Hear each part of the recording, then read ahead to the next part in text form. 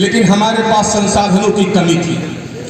हमारा जीडीपी इतना नहीं था कि हम शिक्षा पर उतना ज़्यादा व्यय कर सकें।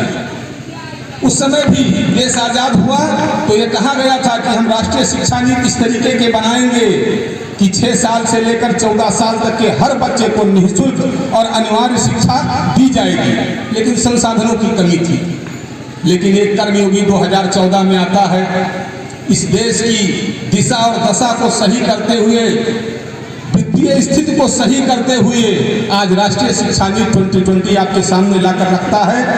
और उनके लिए तो मैं एक ही पंक्ति कहता हूँ, जो लक्ष्य देख झुका नहीं, जो हार देख रुका नहीं, जिसने प्रणय पाथे माना जीत उसकी ही रही। सच हम नहीं, सच तुम नहीं, सच है महत संघर्ष ही। और उन्होंने महत संघर्ष करके ये दिखा दिया कि इस देश में बदलाव संभव है। आज पूरा भारतवर्ष जिसके तरफ टकटकी लगाकर देख रहा है, और पूरा भारतवर्ष नहीं पूरा विश्व जिसे अपना नेता मान चुका है, ऐसे आदरणीय नरेंद्र मोदी जी और हमारे इस प्रदेश के मुख्यमंत्री श्री योगी जी, अभी कल उन्होंने 2.5 लाख महिलाओं को मातृ शक्ति का बंधन प्रयागराज में किया है। आप लोगों ने टीवी में देखा होगा।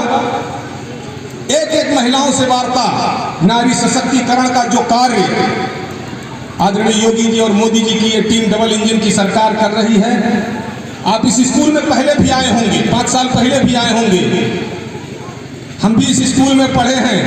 यहाँ घासें लगी रहती थी, सोयरा नोचा जाता था। आज की परिस्थिति देखिए कि यहाँ के प्रधान ने, यहाँ के प्रशासन ने जगमग जगमग विद्यालय कर दिया।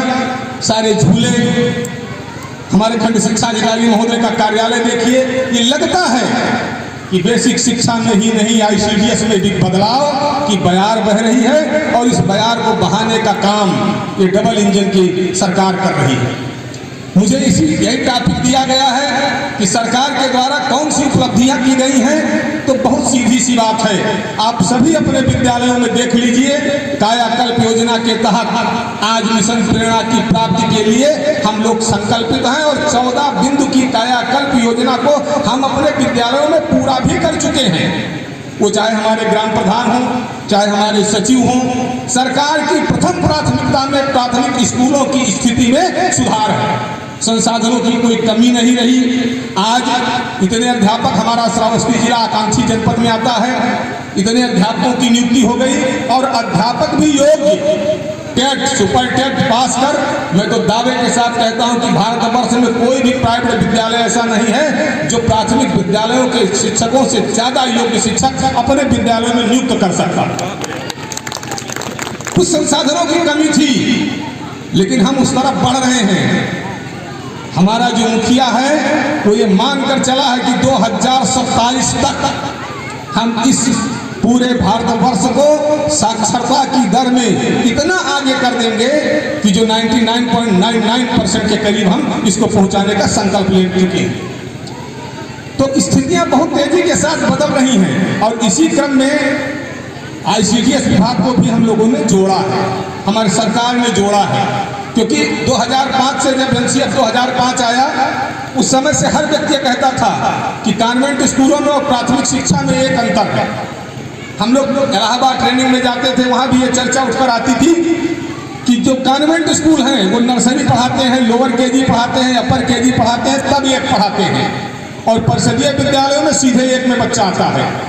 तो जो 3 साल का गैप होता है वो हम पूरा नहीं कर पाते हैं। सरकार कहती थी इसके लिए तो आईसीडीएस है, लेकिन आईसीडीएस विभाग में और बेसिक शिक्षा विभाग में तालमेल न होने के कारण वही जो कहानी अभी हम लोग कह रहे थे कछुआ और खरगोश वाली, वो स्थिति हो जाती थी। आईसीडीएस की प्रगति से बेसिक शिक्षा वाकिफ हो नहीं पाता था, और बेसिक शिक्षा की प्रगति से आईसीडीएस वाकिफ नहीं हो पाता था, इसलिए हमारी प्रगति संयुक्त नहीं होती थी। इस बात को बहुत दिनों से प्राथमिक शिक्षक संघ भी उठाता रहा है, अन्य विभिन्न मुद्दों पर शैक्षिक संगोष्ठियों में हम सब उठाते रहे हैं। भारत सरकार को ये बात समझ में आ गई, उत्तर प्रदेश को ये बात समझ में आ गई, सरकार को ये बात समझ में आ गई कि अगर बेसिक शिक्षा में आमूल चूल परिवर्तन करना है तो हमारी आंगनबाड़ी कार्यकर्त्री बहनों के द्वारा दिए जाने वाला उत्पाद जो प्राथमिक कक्षा में 1 में आता है, प्राथमिक स्कूलों में कक्षा 1 में आता है, वो टैलेंटेड होना चाहिए। अगर हम कक्षा 8 पास किसी बच्चे को निकालते हैं और वो अपना नाम या अपना एक पन्ना सुलेख नहीं लिख सकता है, तो कोई इंटर कॉलेज का मास्टर फिर उसको योग्य नहीं बना सकता, क्योंकि बुनियाद अगर कमजोर है तो मकान मजबूत नहीं बन सकता। ऐसा मेरा मानना है और यही सरकार का भी मानना था।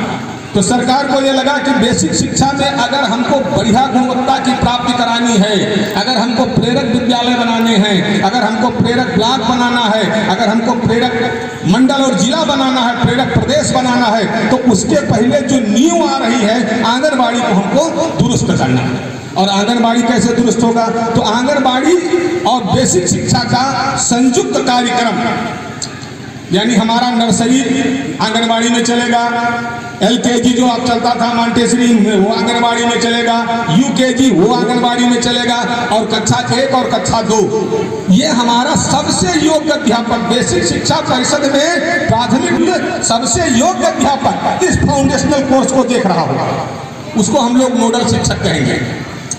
इसका मतलब बिल्कुल स्पष्ट है कि सरकार की नीति है कि फाउंडेशनल कोर्स को इतना मजबूत कर दिया जाए, इन 5 साल में बच्चों को इतना ताकतवर और मजबूत बना दिया जाए कि कक्षा 3 में आते आते वो कक्षा 2 के प्रेरणा लक्ष्य को और प्रेरणा दक्षता को प्राप्त करें।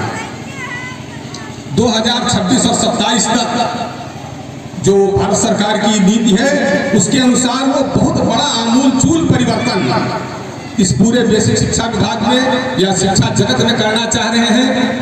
और इस पर बोलने के लिए तो आज CDPO महोदय को आना था, कतिपय कारणों से वो आज नहीं आ पाए, और कारण भी बिल्कुल स्पष्ट है, क्योंकि सरकार ये चाहती है कि हर आंगनबाड़ी केंद्र पर आंगनबाड़ी कार्यकर्तियों की नियुक्ति हो, और उसके लिए वो बहुत तेजी के साथ काम भी कर रही है।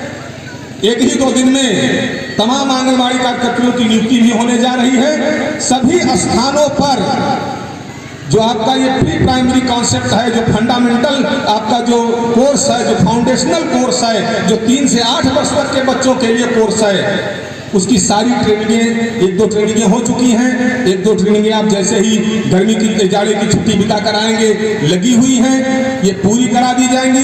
आंगनबाड़ी कार्यकर्ती बहनों को भी अपना बिल्कुल कमर कस के तैयार रहना है, हमारे जो नोडल शिक्षक हैं उनको भी तैयार रहना है। मार्च के लास्ट तक हमारे सारे ट्रेनिंग पूर्ण कर लिए जाएंगे। अप्रैल से जब नया सत्र शुरू होगा तो हम राष्ट्रीय शिक्षा नीति के परिप्रेक्ष्य में कुछ कदम आगे बढ़ने लगेंगे। 1 वर्ष हमको तैयारी में लगा है, और कोई भी नई चीज जो 36 वर्ष बाद आई हो, जो देश की दिशा और दशा को बदल रही हो, जो मैकाले की शिक्षा नीति बारे में हम सभी अभिभावकों से निवेदन कर रहे हैं कि वो पढ़ें। तमाम व्हाट्सएप पर तमाम जगह से उसके स्रोत हैं, तमाम अध्यापकों के पास उसकी किताबें हैं। ये राष्ट्रीय शिक्षा नीति आमूलचूल परिवर्तन की दिशा में सरकार के द्वारा उठाया जाने वाला कदम है। आप इसके कुछ परिवर्तन को महसूस कर रहे हैं और कुछ परिवर्तनों को आप आगे महसूस करेंगे। तो ये हमारे सरकार की, चाहे वो मोदी सरकार हो चाहे योगी सरकार हो, इन दोनों की सबसे बड़ी उपलब्धि है। मैं आपका अधिक समय नहीं ले रहा हूँ, मात्र मुझे 7 मिनट का एक सत्र मिला था, मेरे 7 मिनट पूरे हो रहे हैं। मैं एक बार आप लोगों से निवेदन कर रहा हूँ कि सरकार के द्वारा चलाई जाने वाली योजनाओं को हमारे अभिभावकों तक आप पहुंचाइए। इसके लिए आपके पास समय है। हो सकता है ये कार्यक्रम आगे स्कूल स्तर पर भी चले, इस पर तो जो भी नीति आएगी, लेकिन आज हमारे इस जनपद में लगभग सभी ब्लॉकों में ये कार्यक्रम पूर्ण हो रहा है। और मैं अपने आंगनबाड़ी बहनों से, विशेष करके सुपरवाइजर बहनों से और अपने CDPO साहब से भी ये निवेदन करूंगा कि हमारे जो नोडल शिक्षक हैं उनका अपने आंगनबाड़ी कार्यकर्तियों से सामंजस्य बैठाते हुए फाउंडेशनल जो कोर्स है 3 से 8 वर्ष तक का जो कोर्स है, इसको सरकार की मंशा के अनुरूप चलवाने में सहयोग प्रदान करें। धन्यवाद। जय हिंद, जय भारत।